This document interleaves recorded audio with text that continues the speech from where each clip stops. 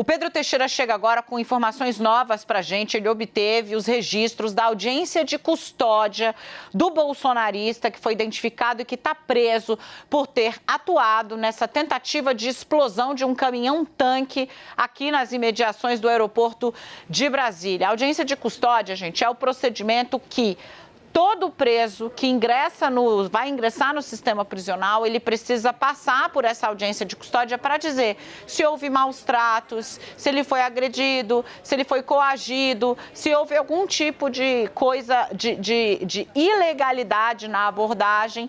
É a praxe, todos eles passam por isso. A gente tem as imagens, a gente está trabalhando para conseguir trazer essas imagens para vocês em instantes. Pedrinho, do trecho que você destacou para a gente, ele me parece confuso nesse momento na audiência de custódia, o Jorge, né? Mas também parece que tenta ali tirar um pouco, descarregar um pouco as tintas na coisa de ser um bolsonarista raiz e de ter agido por motivação ideológica, diferindo do que ele falou com o delegado quando foi preso após ter sido identificado como um dos responsáveis por esse artefato. Eu digo porque ele próprio apontou um homem chamado Alan como comparsa dele na manietação, na idealização desse atentado. Pedro.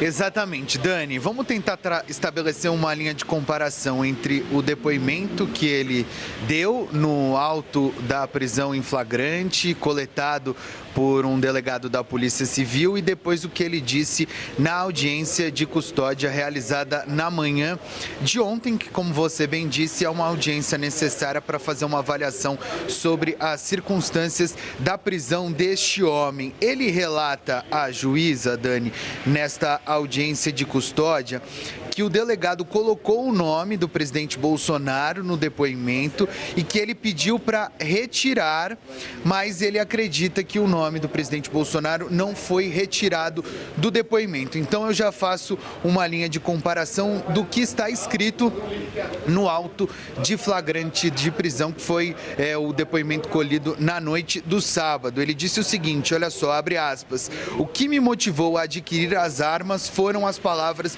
do presidente Bolsonaro, que sempre enfatiza a importância do armamento civil, dizendo o seguinte", aí palavras do presidente, abrindo aspas novamente: "Um povo armado jamais será escravizado", fecha aspas. E aí o George Washington completa dizendo o seguinte, que, abre aspas, "e também a minha paixão por armas que tenho desde a juventude". Este foi o trecho do depoimento do auto de flagrante de prisão colhido por um delegado da Polícia Civil no último sábado. Aí no domingo ele disse que pediu para o delegado retirar a palavra do presidente Bolsonaro deste depoimento. E completa, Dani, abre aspas: "Ele, delegado, colocou no auto que eu estava contra o nome Lula, eleições de Lula. Eu pedi para ele retirar. Ele se chateou comigo. Estamos num ato que não é eleições de Lula. Foram eleições que aconteceu no Brasil", fecha aspas, disse este homem preso ontem, um homem de 54 anos, George Washington, nesta audiência de custódia, como você disse, Dani, tentando de certa forma desassociar os atos praticados ou a tentativa de uma explosão no aeroporto de Brasília com o presidente Bolsonaro, tentando dizer que o movimento tem como objetivo contestar o resultado das eleições e não necessariamente pedir a manutenção do presidente Bolsonaro no poder. Este foi o depoimento dele, dado à juíza ontem na audiência de custódia. A gente está escrevendo uma matéria juntando todas essas informações, mas já estabelecendo uma linha de comparação com o que ele diz. E eu ressalto, e aí trazendo a observação do que foi dito no auto de flagrante de prisão, ou seja, no momento mais quente ali da abordagem da Polícia Civil com relação a este homem, que o objetivo do caos que seria provocado a partir desta explosão no aeroporto de Brasília era a decretação de um estado de sítio para, palavras de Jorge novamente, impedir a instauração do comunismo no Brasil. Dani. Ô Pedro, fica comigo mais um pouco, eu vou ficar com você aqui, porque a gente tem esse material, um trechinho, fica comigo, não desconecta não, tá, Pedro? A gente já tem aqui nesse momento, por exemplo, o trechinho no qual a juíza avisa que esse homem, o Jorge, de 54 anos, diz que trabalha num posto de gasolina no Pará, que gastou R$160 mil em compra de armas. De todo modo, a gente tem o trechinho no qual a juíza avisa: o senhor está indo para o presídio da Papuda, aqui nas imediações do Distrito Federal. Dá uma olhada. Em relação ao auto de prisão em flagrante, analisando, verifico que estão presentes todos os requisitos legais, razão pela qual eu procedo à sua homologação. Com relação ao pedido de prisão, ainda que seja alegado pela defesa que o autuado possui bons antecedentes, verifico que foi um crime de extrema gravidade em concreto, especialmente pela quantidade de munições apreendidas e o risco que a coletividade foi colocada em relação à situação trazida nos autos.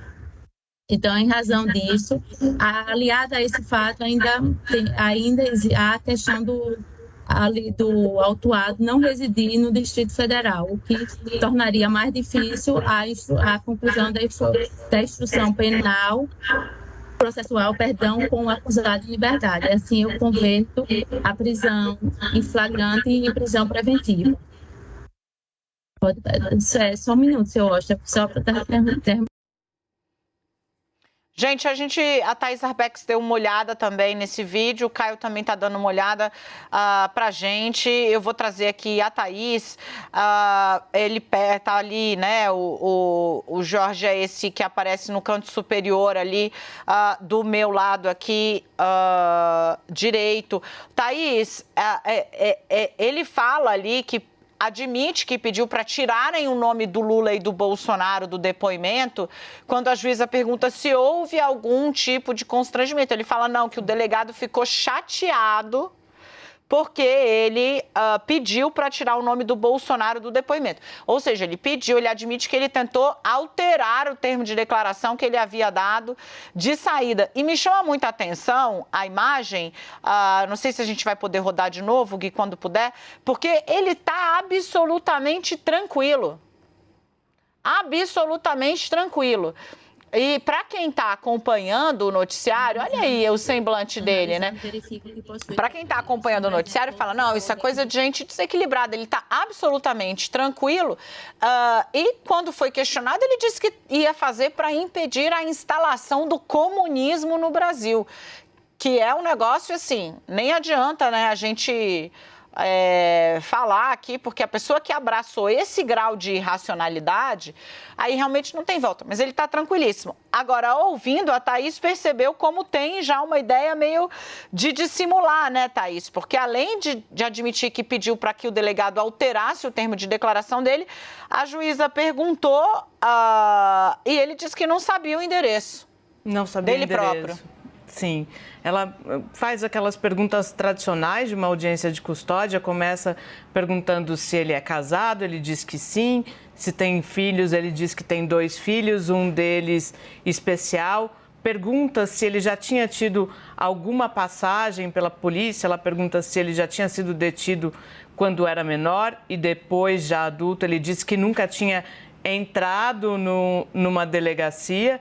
E aí ela começa a perguntar especificamente sobre a prisão. Ela pergunta se se ele foi preso por policiais militares ou civis. Aí ele diz civis. Pergunta se teve algum tipo de abuso nessa prisão. Ele responde que não. E aí ela pergunta sobre o processo na delegacia. Se na delegacia teve algum tipo de abuso. E aí é esse trecho que ele diz que ele pediu na delegacia que ele colocou 2 vezes o nome do Lula e ele pediu para retirar e ele se chateou comigo. E aí ele diz nesse trecho que ele estava falando das eleições, não da eleição do Lula e que, neste momento, o delegado teria ficado chateado, se irritou, ele disse, deu um grito e foi esse trecho. Fala que também ele pediu para tirar o nome do presidente Jair Bolsonaro, mas ele acha que não foi retirado. E aí, na parte do endereço, quando é perguntado sobre o endereço, ele diz: olha, eu dou sempre o meu endereço profissional, porque eu, de fato, não sei o meu endereço pessoal. E aí faz uma explicação lá, e aí ela diz: mas a gente precisa do seu endereço para encontrá-lo, se for o caso, porque esse processo vai continuar. Nesse endereço que o senhor está passando, o senhor é encontrado? Aí ele diz que sim. Então, chama um pouco a atenção esse fato dele estar bastante sereno e até não saber o endereço de onde mora me pareceu um pouco estranho.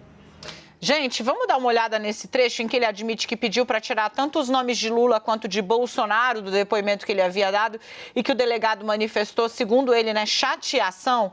Dá uma olhada no que disse esse que foi o homem preso em flagrante porque admitiu ter tentado explodir um caminhão-tanque nas imediações do Aeroporto Internacional de Brasília na véspera do Natal. Dá uma olhada. E na delegacia?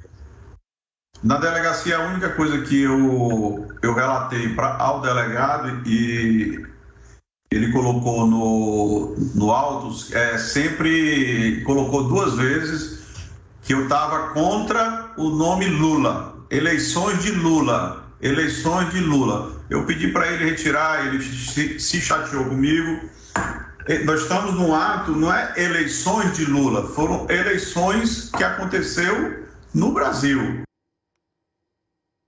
Ele tenta tirar ali, despersonalizar, de Luiz Inácio Lula da Silva. A gente já volta com a Thaís e com o Caio, todos nós aqui, para tratar desse assunto. Caio, tem uma admissão ali durante a audiência de custódia, ele claramente tenta tirar as tintas da política, E, de novo, gente, estando o cara lá, ontem eu recebi áudios atribuídos a um amigo dele, nos quais esse amigo dele falava: gente, para com essa história de que ele é petista, ele é Bolsonaro raiz que nem nós, dizia esse amigo dele.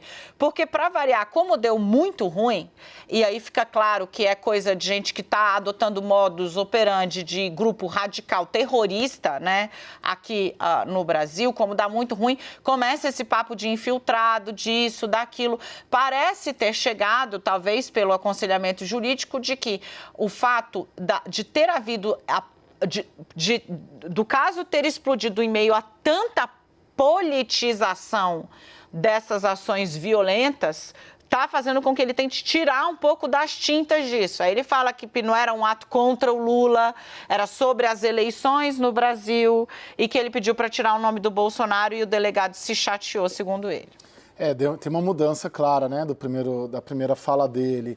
Daniela, eu atribuo muito mais também, se vincula muito ao Lula, se vincula muito à política, se vincula muito à eleição, ele acaba sendo enquadrado também nesses crimes contra o Estado Democrático de Direito. E há um potencial da pena dele ser ampliada, sem falar no prejuízo e no dano político também, de uma vinculação direta ao presidente Jair Bolsonaro, muito embora aí já tem mais 5 dias de mandato apenas. Mas a forma como está sendo as investigações estavam caminhando ou estão caminhando, não é o fato dele falar que significa que de fato é o que ocorreu, para crime contra o Estado Democrático de Direito, uma lei recente, já foi revisada, e ele tenta ali dar uma dourada e desfulanizar, como você disse.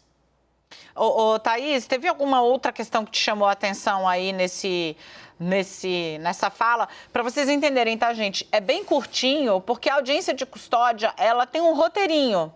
Ela é basicamente para entender se o cara foi agredido, se ele foi coagido a falar, etc. e tal. Se ele relata alguma ilegalidade no ato da prisão e também para que a defesa possa, naquele momento, falar: olha, isso aqui se foi um flagrante, isso aqui é crime de pequeno potencial ofensivo, não é necessário mantê-lo na cadeia por tanto tempo, ele pode responder em liberdade. Esse é um momento em que a defesa pode fazer esse primeiro pedido. Não foi o caso dele, a prisão dele é preventiva, ou seja, sem prazo para expirar. Thaís, você que conseguiu, assim como o Caio, acompanhar um pouco mais na inteireza, né, a fala dele, algo mais chamou a atenção?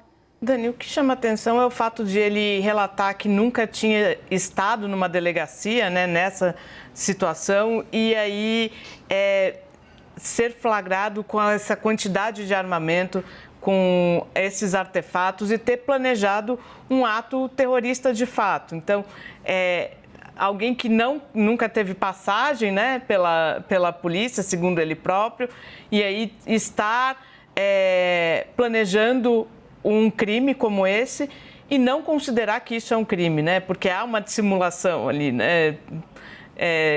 Estava protestando contra o comunismo, protestando contra a eleição e não considerar que isso é um crime, a quantidade de munições que ele tem, talvez esse seja o ponto que mais chama atenção, assim, de uma serenidade diante da barbárie, né? E tem aí duas coisas, né? Primeiro, a polícia já está atrás do homem que ele cita, né? O Alain, como o homem que o ajudou a obter e a armar esses explosivos. A equipe de transição do Lula, que está acompanhando essas investigações, suspeita de vínculo forte com criminosos, grupos criminosos, tanto de tráfico de madeira como de exploração ilegal de mineração em áreas de proteção. Por quê? Porque ele é do Pará e ele estava, a perícia vai concluir, mas a informação que se tinha ainda ontem é de que ele estava portando um tipo de explosivo que você encontra fartamente em área de desmatamento e exploração de minério, né? Que é uma bomba específica para isso. Então, daí é que começa a se buscar essas conexões e é o que o Flávio Dino, né? Assim que tomar posse como ministro da Justiça, é o foco que ele vai pedir, assim como o delegado Andrei, que vai assumir a direção-geral da Polícia Federal. Como a gente contou para vocês aqui mais cedo, obrigada, meninos, menino e menina, porque agora a Thaís também tem um rapazinho, né, na barriguinha dela ali, então a gente tem que cumprimentar todo mundo. Mas o presidente do Congresso, gente, o senador Rodrigo Pacheco, ele foi ao Twitter hoje falar sobre essas tentativas de atos terroristas aqui em Brasília. Dá uma olhada no que ele falou. Pacheco, que é constitucionalista, tá? Não há espaço no Brasil democrático para atos análogos ao terrorismo. Análogo é aquele que é semelhante, né? Inspirado em, né? Como a tentativa de explosão de um caminhão de combustíveis em Brasília, felizmente abortada pelas forças de segurança. Depois o Pacheco complementa, né? As eleições se findaram com a escolha livre e consciente do presidente eleito, que tomará posse no dia 1º de janeiro.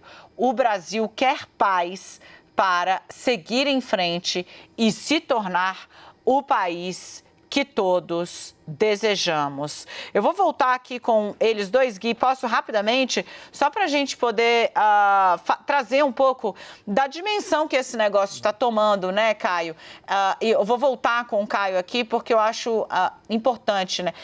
O Alexandre de Moraes está acompanhando, o ministro Alexandre de Moraes, muito de perto esses atos antidemocráticos. Primeiro, porque o Supremo foi instado. E segundo, porque ele vê vasos comunicantes entre os atos antidemocráticos que originaram, inclusive, uma apuração que já foi reformulada para ser mantida viva por ele próprio, né? Inclusive, e o que está acontecendo aqui agora. O que me faz, Caio, ter a certeza de que as consequências, tanto do quebra-quebra, como desses últimos eventos, elas virão e não será no curtíssimo prazo apenas. Eu tenho para mim que isso vai ser tratado a partir do próximo ano com uma prioridade ainda maior e talvez as pessoas que estão apostando aí num certo senso de inconsequência se surpreendam com o andamento que esses casos vão ter no médio prazo. Ô Dani, a partir do ano que vem, a partir de segunda-feira, na verdade, você passa a ter um poder executivo com o mesmo interesse, praticamente, do Poder Judiciário nessa questão específica, né? Até então, em princípio, você tem um Poder Executivo, você tem um Presidente da República que, de certa maneira, ainda que no silêncio, né, e muitas vezes não foi no silêncio, acabava estimulando parte ou alguns desses atos. A partir de segunda-feira, não. Você tem 2 poderes, né, e talvez 3 até também, né? O Poder Legislativo também, muito embora o Legislativo sempre ficou mais na cauda disso daí, né? Isso foi muito mais esse embate que a gente viveu do Executivo e Judiciário. Só que a partir de segunda você tem o Executivo e o Judiciário juntos nessa toada. Então ampliaria também, claro que esses inquéritos, aí essa investigação continua no Supremo Tribunal Federal, mas você vai ter um ministro da Justiça e um chefe da Polícia Federal também igualmente empenhado em coibir esses atos. Tanto que o futuro próximo ministro da Justiça, Flávio Dino, tem defendido, por exemplo, no caso dos acampamentos, que eles sejam removidos ainda nesta semana. Você tem todo um establishment político convergindo, né, agora. Né? E eu coloco aí também o próprio governo do Distrito Federal, você tem a nova Polícia Federal, você tem, inclusive, o novo Ministério da Defesa. Então, você tem uma convergência ali para além do Supremo Tribunal Federal no interesse comum em coibir atos como esses vasos comunicantes que você coloca. Então, penso que essa convergência vai ter um potencial, talvez, de ter um resultado muito maior do que a gente viu nos últimos anos, quando você via um poder mais isolado, ali no caso do Supremo Tribunal Federal, nessa operação política.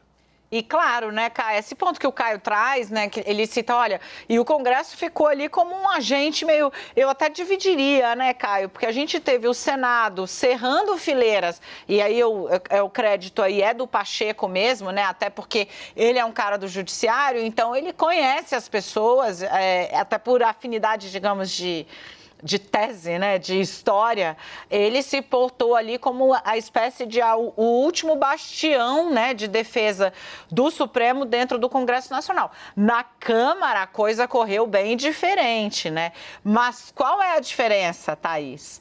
Um novo governo obriga a uma nova composição. E para ilustrar isso, o braço direito do Arthur Lira, que chamava o Lula de ex-presidiário, de ladrão e que se cercava de, abre aspas, postes, agora é o indicado para ser ministro de quem? Do Lula. É isso. Sim. Dani, e tem um outro ponto que eu acho que é interessante a gente chamar a atenção, porque durante todos esses anos ficou muito consolidada a partir de uma narrativa, essa palavra que ficou na moda, principalmente dos aliados do presidente Jair Bolsonaro, que todos esses inquéritos do Supremo Tribunal Federal eram inquéritos contra a liberdade de expressão, que não se podia ter liberdade de expressão. Infelizmente... Posso te interromper rapidinho, claro, princesa? Claro. Porque esse, para mim, e aí depois, Caio, você já pega direto, porque eu quero te ouvir sobre isso. Esse, para mim, é o grande ganho, o grande passo que foi dado por esses extremistas. Porque, assim, para quem assiste às cenas do quebra-quebra e para quem vê o arsenal bélico que o cara tinha e o fato dele ter colocado um explosivo, não é assim que eles... Não seria menos grave, quer dizer, seria menos grave até pelo potencial de dano, mas não é menos reprovável que se exploda um carro como fizeram aqui em Brasília, né, Thaís, depois da diplomação do Lula dia 12. Mas você tentar explodir um caminhão-tanque de combustível, gente, isso aí é metros da área de embarque do aeroporto de Brasília. E mais, né, aquilo ali atrás é concessionária, também tem carro, também tem motor, também tem óleo. Então, assim... eu acho que isso explicitou de uma maneira do que é que se trata, pelo menos, de novo, né? As franjas desse movimento. Não todo ele, mas há dentro dele, está contido nele, indubitavelmente, grupelhos radicais violentos que têm adotado esse tipo de modus operandi. É uma coisa ETA mesmo, Thaís. É isso, Dani, é isso. Talvez neste momento, diante das cenas, haja uma mudança de olhar a respeito desses inquéritos, né? A gente sabe que Alexandre de Moraes diversas vezes foi muito criticado por suas ações, inclusive até mesmo dentro do próprio Supremo teve críticas, mas ele sempre segurou muito essa rédea, né? Sempre segurou muito essa linha de atuação e defendendo que não se tratava de liberdade de expressão em nenhum momento. Estávamos falando de crimes mesmo. E talvez as imagens no fim de semana, a possibilidade de um caminhão de combustível explodir, a quantidade de armamento encontrada com um cidadão que recebeu o registro de CAC no ano passado, elas coloquem esses inquéritos em um outro patamar, né? Talvez aí agora haja um outro olhar para essas investigações do Supremo. Tem essa quebra de narrativa grave, Caio? Ou, de novo, é uma coisa que só afeta quem já não estava...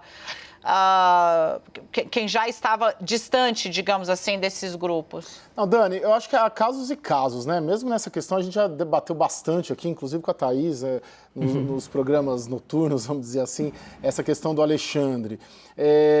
Acho que se você pega um caso concreto lá, o dos empresários bolsonaristas, ali, que foi muito criticado, nós aqui também na CNN criticamos, porque ali... os próprios juristas também colocavam que foi um abuso, que foi uma medida abusiva e tal. Ali sim, agora isso aqui é outra coisa, isso que a gente está vendo aí na tela é outra situação. A própria permanência também do inquérito das fake news também é outro ponto, criticável, pelo menos, a meu ver, com todo respeito de quem pensa diferente. Então, acho que cada caso é um caso. Neste caso em tela, o das milícias, o do ecossistema da desinformação, aí sim, aí ele vai e vai bem. Né? Não sei se é a ponto de coibir, porque o maluco tem para tudo quanto é gosto. Agora, tem outros casos que penso que avança, que ele sim, de fato, por vezes, a meu ver, respeitando quem pensa diferente, avançou sinal. Né? O caso dos empresários e a manutenção do inquérito das fake news eu também não consigo entender, ainda que isso já tenha se transformado em outros inquéritos. Teve o inquérito dos atos antidemocráticos, que virou das milícias digitais. Então, acho que todo esse conjunto, a gente precisa separar para ver o que é cada caso. No que a gente está falando hoje, nesse caso que a gente está vendo no vídeo e na tela, a gente está tratando de ato terrorista.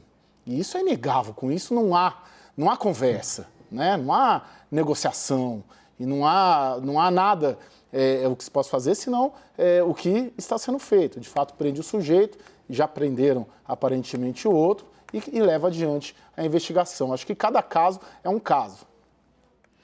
Muito bom, gente.